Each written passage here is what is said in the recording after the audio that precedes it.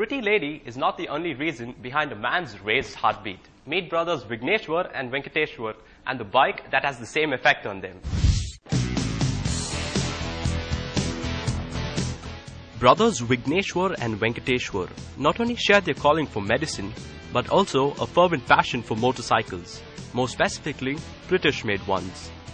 Their recent acquisition, a 1944 BSA W-M20, a wartime machine, is the current object of their attention.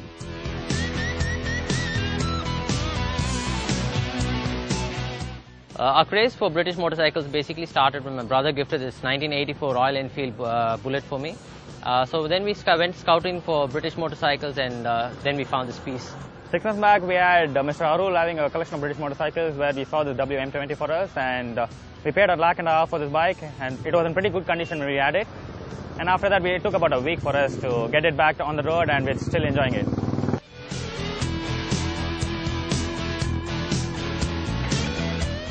The brothers admit that they initially mistook the bike for a civilian model, but later on realized that what they had on their hands was a wartime model, replete with many additional features. We actually saw this bike and we thought this was a civilian model basically because of the color. The color on the military model is usually olive drab or olive green.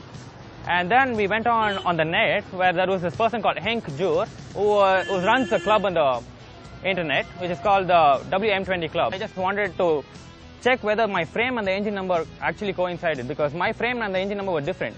I spoke to him and he said most of the British motorcycles, virtually all W-M20s that were manufactured in 1944, had their frame and engines exchanged basically because of an exchange scheme run by the military.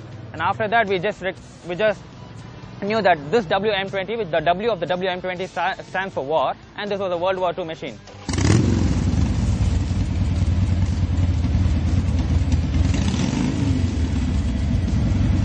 Sourcing parts for a bike like the BSA W-M20 can be a tedious task. However, Venkateshwar and Vigneshwar scouted high and low to ensure that the pride and joy of their collection was in perfect working order.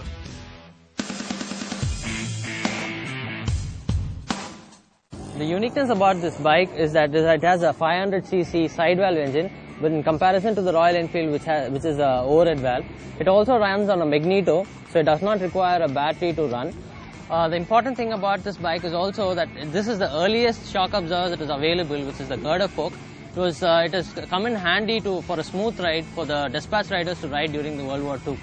The other thing is the panniers, which served for them to hand out these canvas bags in which they can carry their messages as well as their ammunition.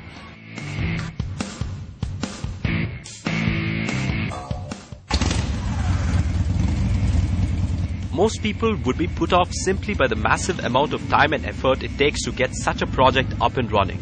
But these guys are different. Their inspiration stems from much closer to home. Our craze for vintage stuff basically rubbed off from my dad, who owns a 1951 Morris Minor. So we are still going to be on the prowl for some more vintage stuff, and this is not going to be the end of it.